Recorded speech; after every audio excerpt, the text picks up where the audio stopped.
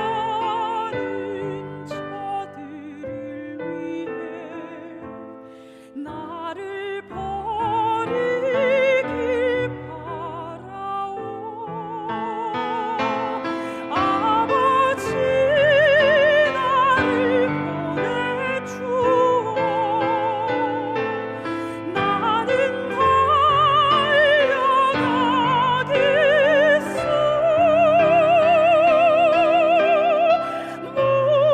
목숨도 아끼지 않겠소. 나를 보내주오. 세상이 나를 미워해도 나는 사랑하겠소.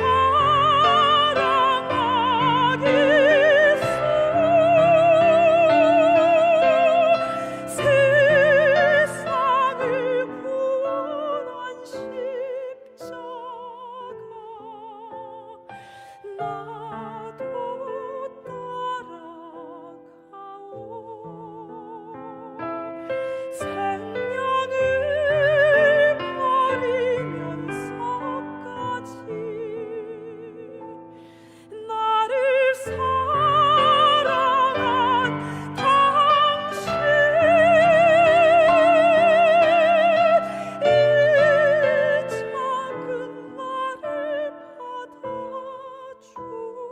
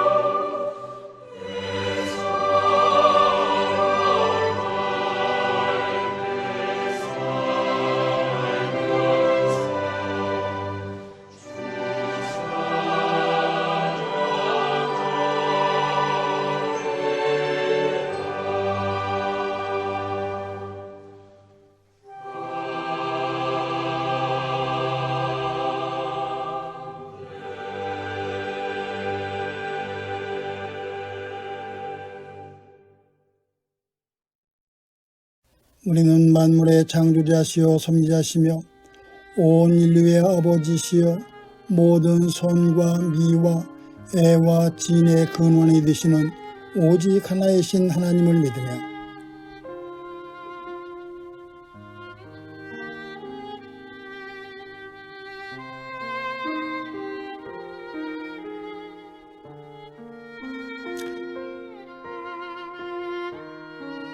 우리는 하나님이 우리와 같이 계시사 우리의 지도와 위안과 힘이 되시는 성령을 믿으며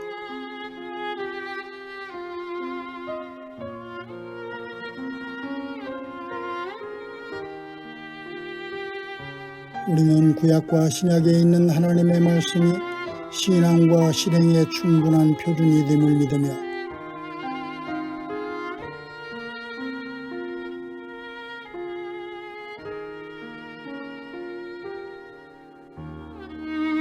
우리는 하나님의 뜻이 실현된 인류 사회가 천국임을 믿으며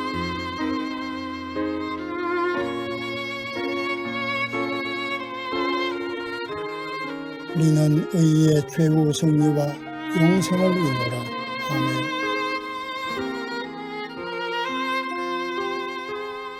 사랑하는 이들이여, 성경은 우리의 마음을 움직여 전능하신 하나님께 우리의 죄를 깨달아 고백하게 해줍니다.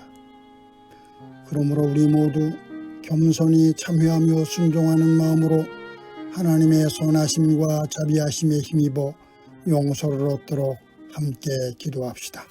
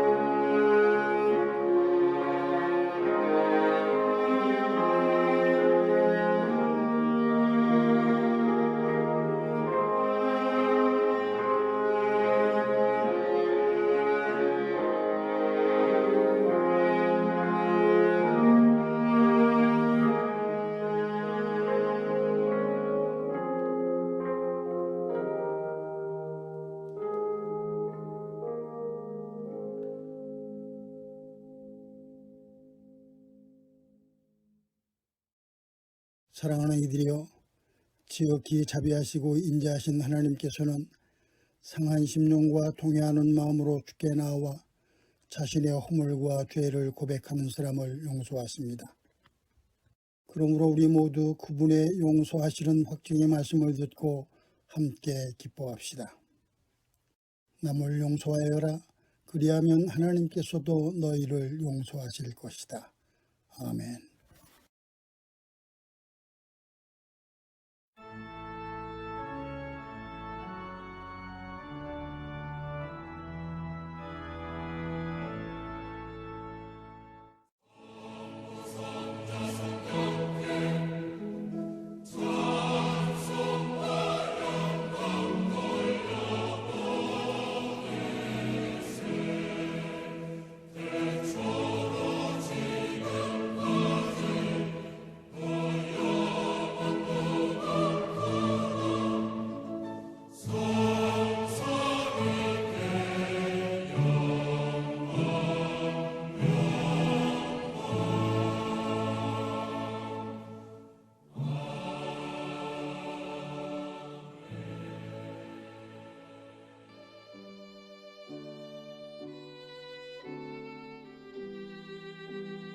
믿는 마음으로 아버지 하나님과 그의 아들 예수 그리스도와 성령께 기도드립시다.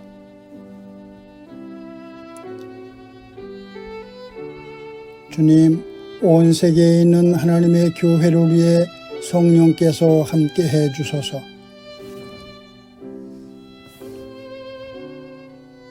교회들로 하여금 교회되게 하시고 예수 그리스도 안에서 하나가 되게 하소서.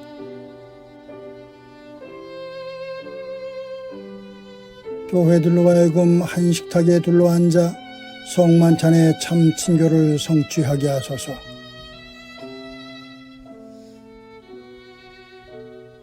평화의 교회가 말씀을 믿고 기도하는 경건신앙, 섬김과 나눔을 생활 속에서 실천하는 생활신앙, 환경을 살리는 녹색신앙을 견고히 지키게 하소서.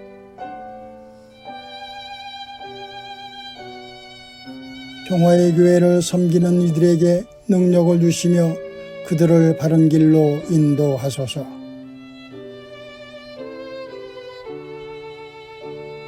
평화 만들기와 서로 살림 농도생활협동조합, 궁덕궁 어린이집과 몽당연필 어린이 도서관을 통해서 당신의 영광을 드러내소서.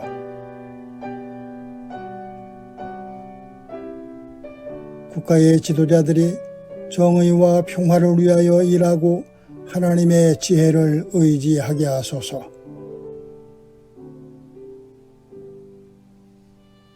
질병과 장애, 가난과 억압, 폭력으로 고통당하는 이들을 고치시고 의로하소서.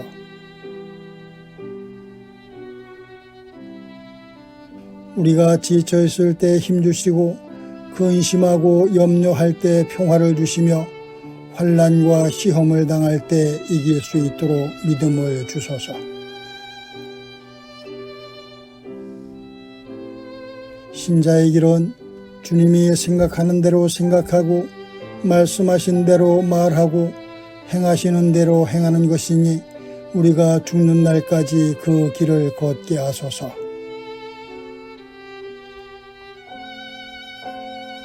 하나님이시여, 당신의 은총으로 우리를 보살피시고 보호하시고 구원해 주소서.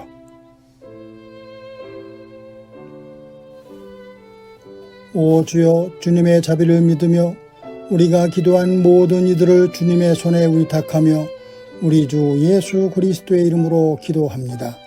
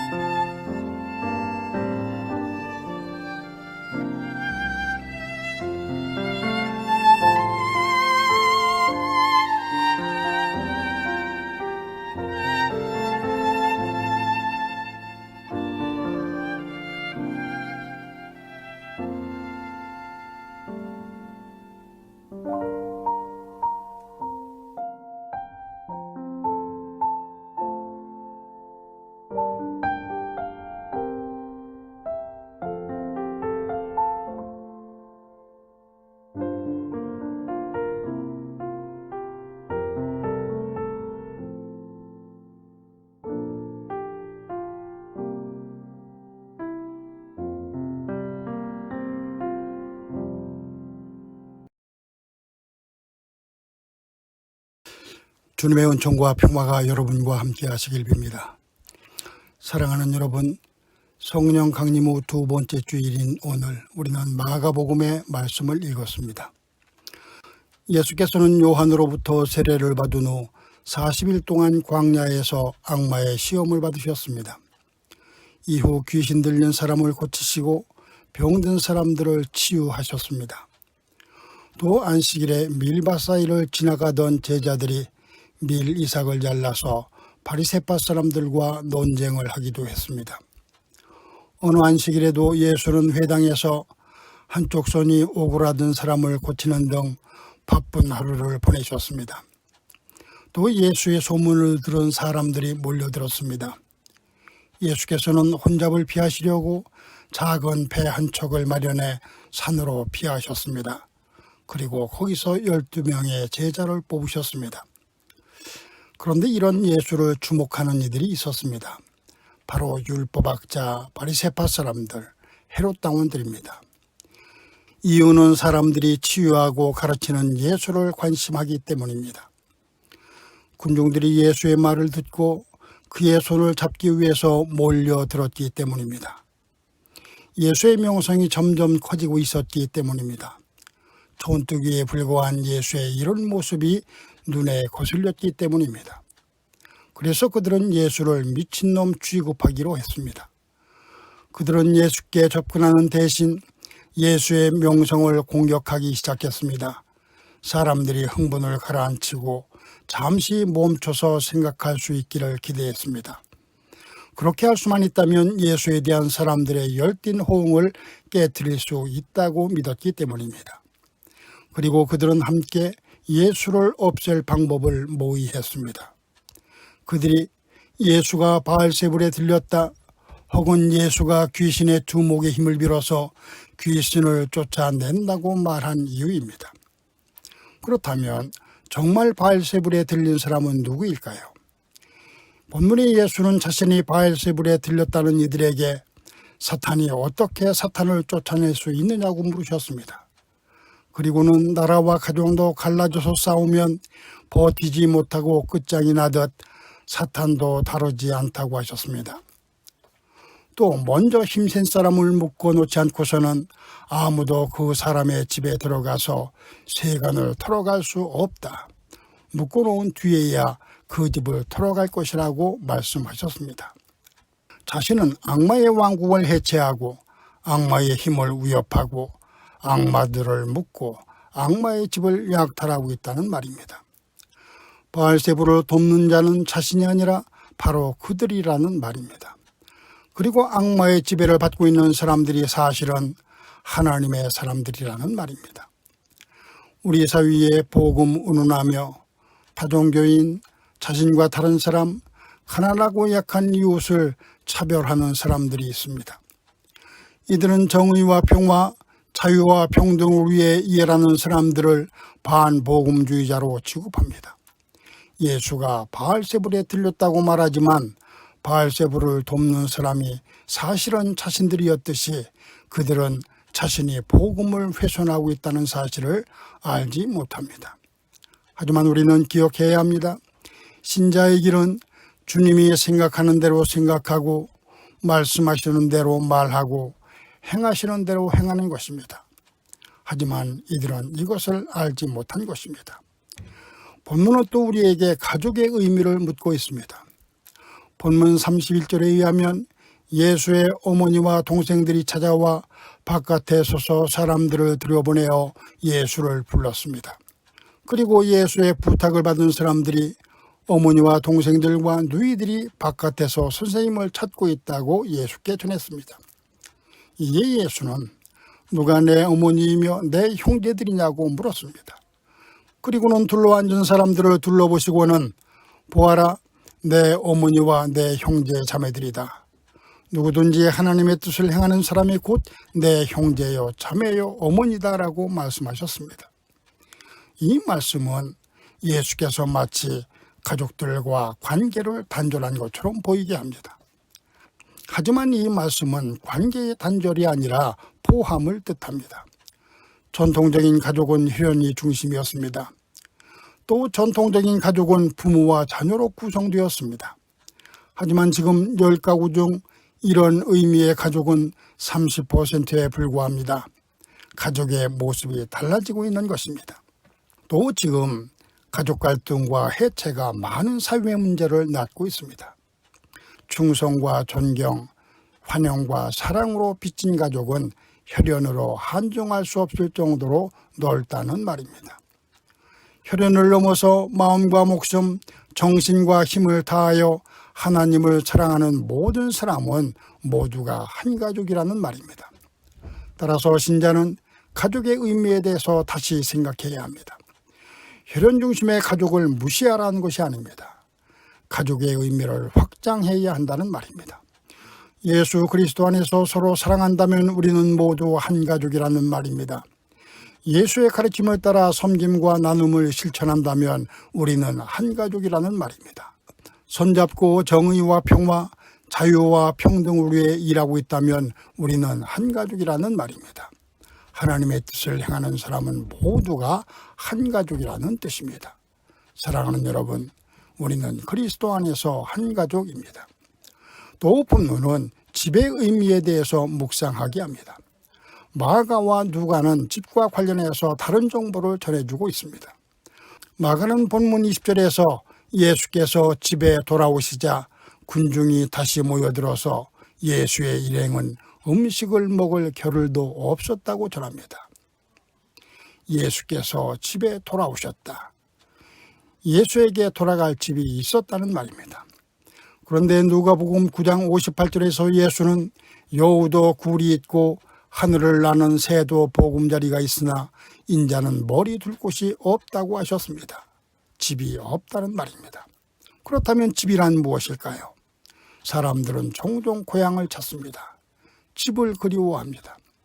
하지만 그 집이 태어난 곳인지 어린 시절에 산 곳인지 가장 오래 산 곳인지 불분명합니다. 신경인류학자인 앨런에 의하면 집은 사람들이 편안함을 느끼는 곳입니다. 집은 인간이 바깥 세상을 마주하기 위한 준비를 할 수 있는 곳입니다.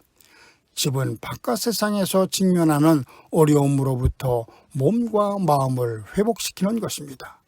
그래서 우리는 집은 편안하고 세상을 준비하고 몸과 마음을 회복시키는 안전한 공간이라고 생각합니다.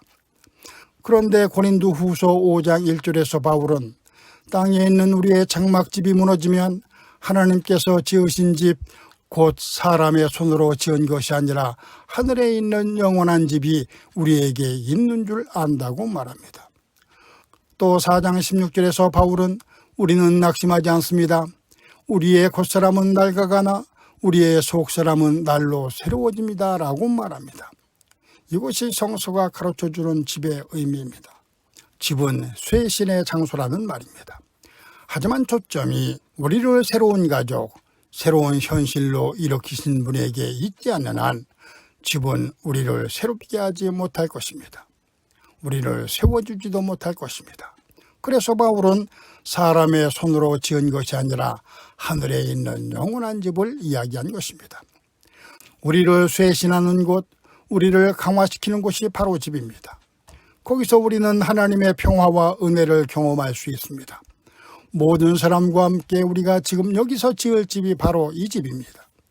우리가 지어야 할 집은 사람의 손으로 지은 땅에 있는 장막집이 아닙니다.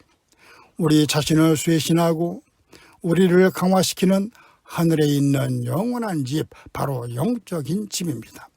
사랑하는 여러분, 율법학자들에게 예수는 바알세불의 힘을 빌어 귀신을 내쫓는 존재에 불과했습니다. 그렇다면 여러분에게 예수는 누구입니까? 또 예수에게 가족은 하나님의 뜻을 행하는 사람이었습니다. 그렇다면 여러분의 가족은 누구입니까? 바울은 자신을 쇄신하고 강화시키는 영적인 집을 꿈꾸었습니다. 그렇다면 여러분은 어떤 집을 꿈꾸고 있습니까? 사랑하는 여러분, 신자는 예수처럼 바알세불의 지배 아래에 있는 이웃을 해방해야 합니다. 신자는 혈연을 넘어서 하나님의 뜻을 행하는 사람과 가족을 이루어 함께 섬김과 나눔을 실천해야 합니다. 신자는 손잡고 정의와 평화, 자유와 평등을 위해 일해야 합니다. 신자는 하늘에 있는 영원한 집, 우리를 쇄신하고 강화하는 집, 하나님의 평화와 은혜를 경험할 수 있는 영적인 집을 지어야 합니다. 여러분은 신자입니다.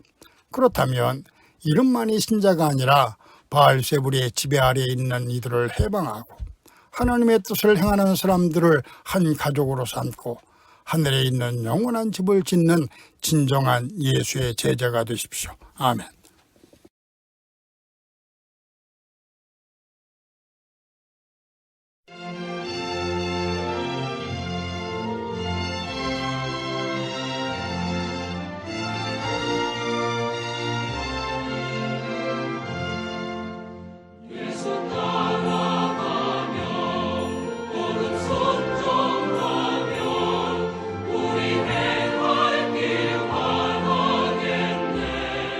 주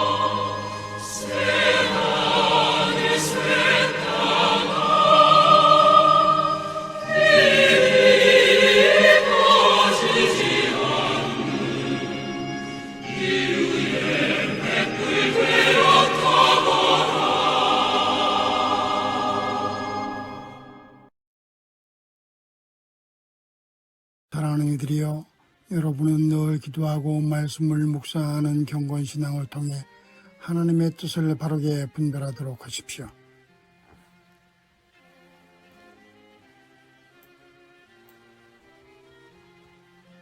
서로 섬기고 나누는 생활신앙을 실천함으로 우리의 모범이신 예수 그리스도를 닮아가십시오.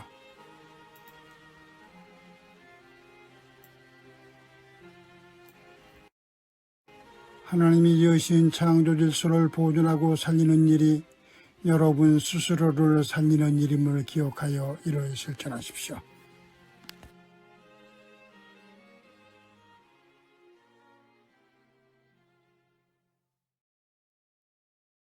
이제는 우리 주 예수 그리스도의 은혜와 하나님 아버지의 크신 사랑과 성령의 인도하심이 힘겨운 시대를 살아가는 우리 모두, 특별히 이 땅의 약하고 가난한 사람들의 머리 위에 이제부터 영원토록 함께 계실지어다. 아멘.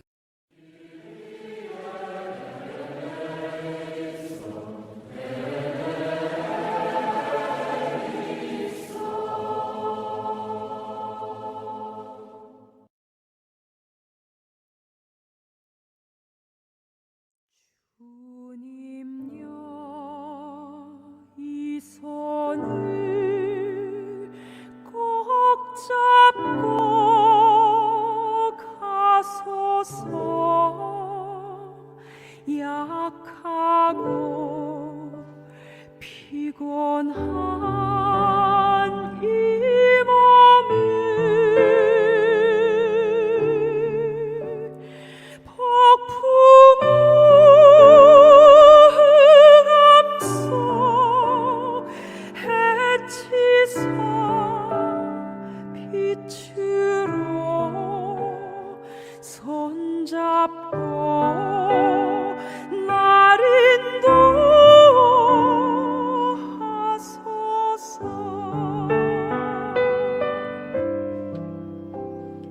인생이 힘들고 고난이 겹칠 때 주님여 날 도와 주소서. 외치는 이 소리 귀 기울이시사 손잡고